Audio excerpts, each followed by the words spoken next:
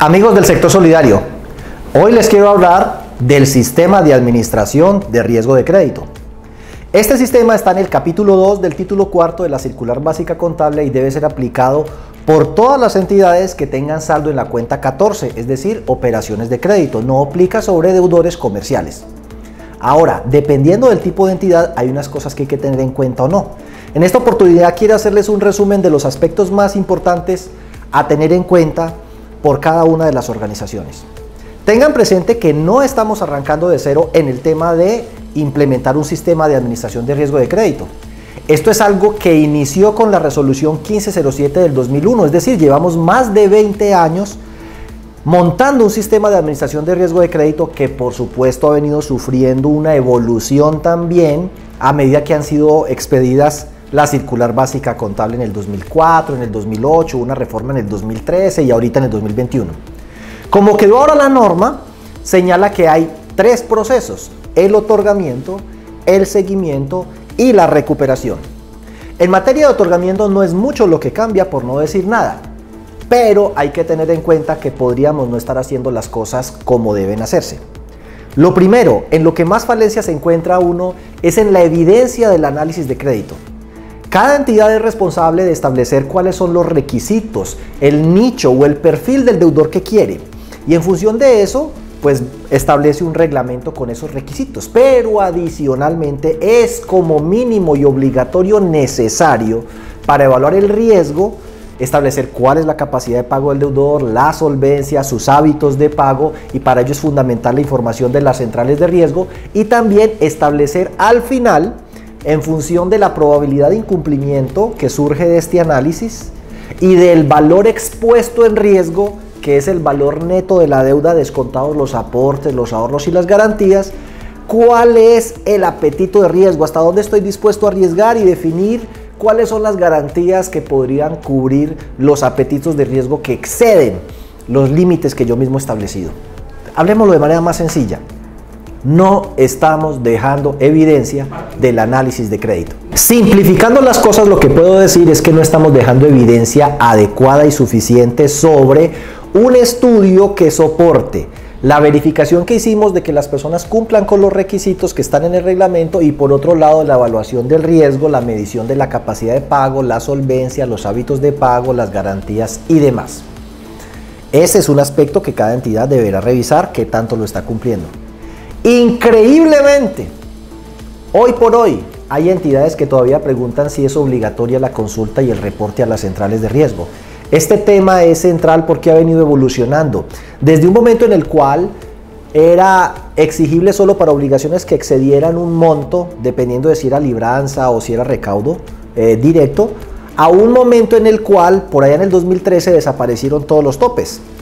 Por ende, desde esa época todas las operaciones de crédito requieren consultarse a la central de riesgo, y por supuesto algunas entidades se enfrentan al reto de cómo lidiar con los costos que ello implica, porque fundamentalmente las dos que quedan han ido incrementando esos costos. Bueno, a ese respecto los invito a que cada uno analice la posibilidad, por ejemplo, de implementar cupos de crédito rotatorios, en el cual desde que el asociado ingresa, recordarán ustedes que en el formulario de vinculación él autoriza la consulta y reporte a las centrales de riesgo, así que podríamos estar consultando a los asociados que van ingresando para que el comité de crédito le asigne unos cupos rotatorios que liberan cupo automáticamente a medida que se van pagando, y que uno le pueda decir: mire, ahora que usted entra a la cooperativa tiene un cupo de crédito preaprobado, basado en un análisis que yo hice con el lleno de todos esos requisitos, soportado inclusive con una consulta a la central de riesgos. Tiene un cupo autorizado de 10 millones de pesos, por ejemplo, el cual podrá utilizar para cualquiera de nuestras líneas, simplemente con la carta de instrucciones anexa y el pagaré en blanco. Si requiere topes superiores, pues se va a requerir una garantía, bien sea un aval, un codeudor, una hipoteca, una prenda. Ese es el otro tema que hay que tener presente.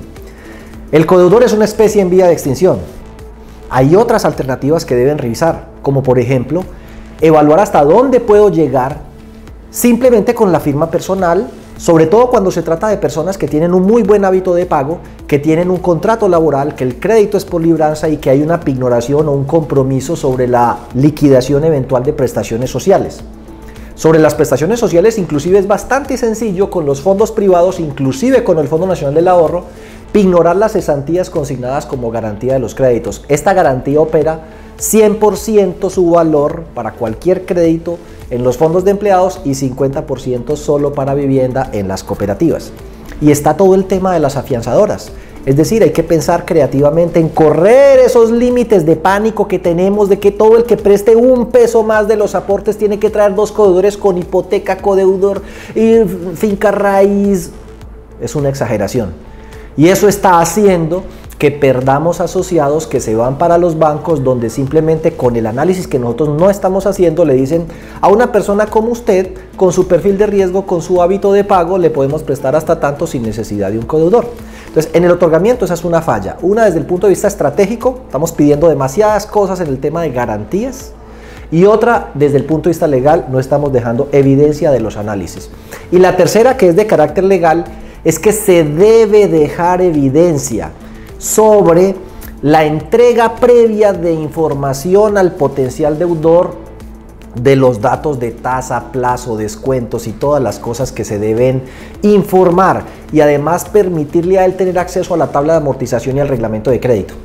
Muchas entidades del sector financiero, por ejemplo, desde la misma solicitud dejan un párrafo donde dice: declaro que he sido informado y conozco las condiciones del crédito, las cuales puedo consultar en la página web www/ no sé qué tal y pascual.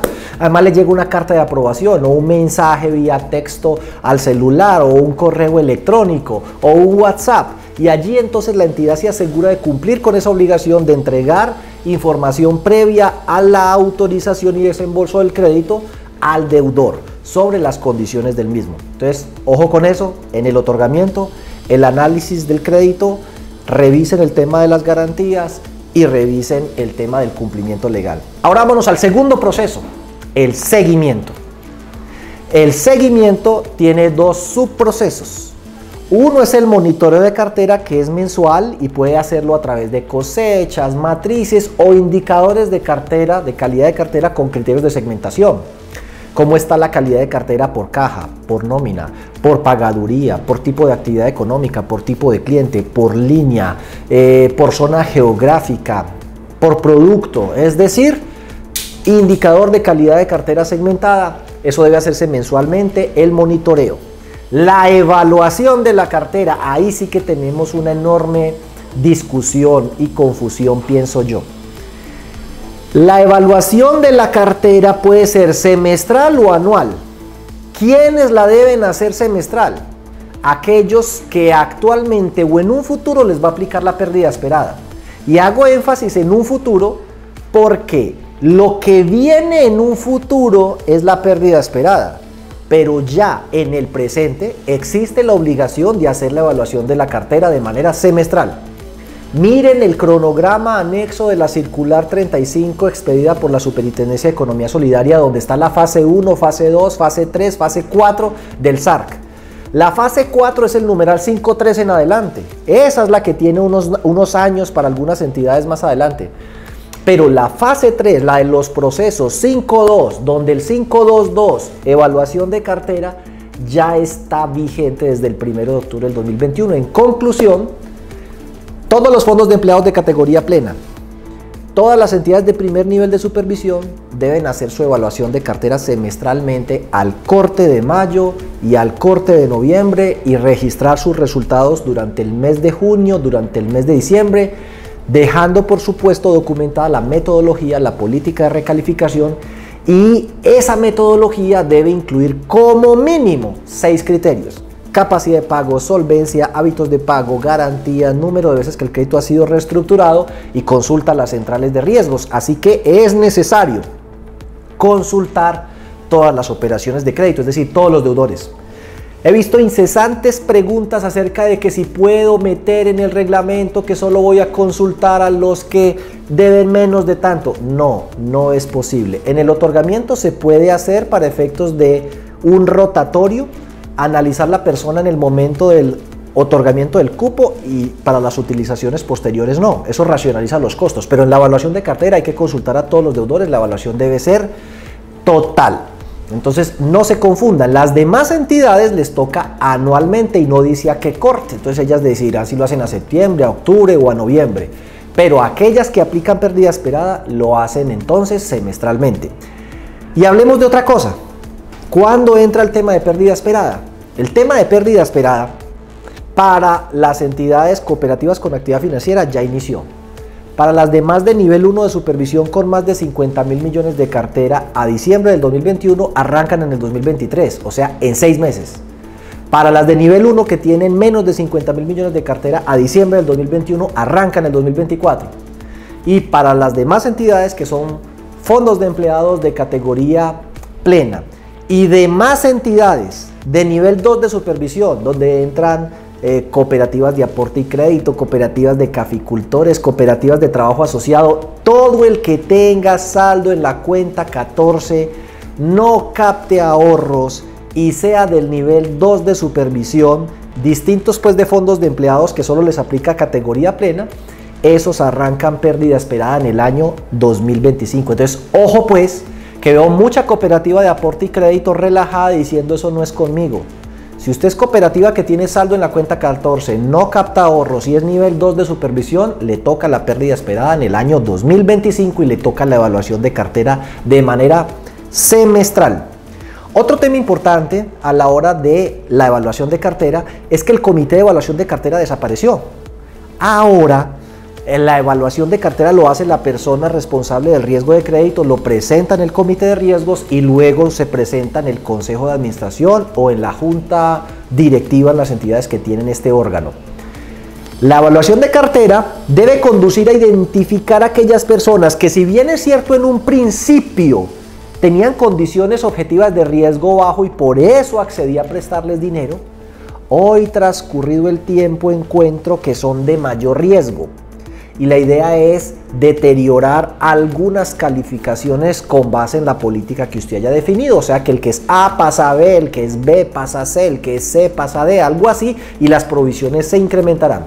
Pero una evaluación de la cartera donde al final no se recalifica a nadie, pues como que deja a la superintendencia un poco preocupada sobre la pertinencia y adecuación de la metodología que se utilizó. Deben tener presente también que la evaluación de cartera es un momento no solo de identificar el riesgo y de evaluar que también lo estoy gestionando. Estas personas que son de más alto riesgo, ¿qué me llevó a mí a prestarles dinero? ¿Será que debo corregir los criterios de otorgamiento y análisis o simplemente es parte del riesgo residual de prestar? Como criar pollitos. Usted compra 1000 pollitos, los cuida, los escoge bien, hace todo lo que está a su alcance y aún así de entrada usted sabe que tal vez 50 pollitos no se le van a criar. Lo mismo pasa cuando usted presta dinero. Diseña todo un modelo para seleccionar esos deudores que usted considera se ajustan al perfil que está buscando, pero de entrada sabe que al final algunos de ellos van a tener problemas por causas que hoy son imprevisibles y resultan en el futuro irresistibles. Cuando usted hace la evaluación de la cartera, identifica realmente estos casos pudieron haberse identificado en un principio y corrige. También es cierto que allí en el seguimiento es necesario a partir del año 2021 la actualización de las garantías.